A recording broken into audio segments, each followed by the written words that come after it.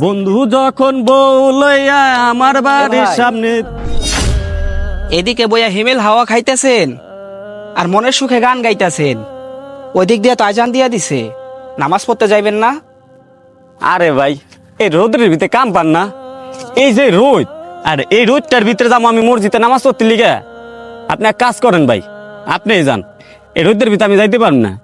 এই জায়গায় বইয়া বাতাস খাইতাছি আর গান গাইতাছি, ভাল লাগতাছে। আরে ভাই, এটা আপনি কি বলতেছেন? এই গরমের কথা বলতেছেন? ভাই, ওদিক দিয়ে মসজিদ আজান দিয়া দিছে, আর নামাজ পড়া হইল মুসলমানদের উপর ফরজ। আপনি ফরজ কাজ না কইরা এই জায়গায় আর গুনার কাজ করতেছেন। আর শুনেন ভাই, দুনিয়ার এই সূর্যের 40-45 ডিগ্রি তাপমাত্রা আপনি সহ্য করতে পারেন না, আর আপনি নামাজ না পড়া এই জায়গায় বসে যে গুনাহ কামাইতেছেন, এই গুনার জন্য কাল জাহান্নামের আগুন কিভাবে সহ্য করবেন?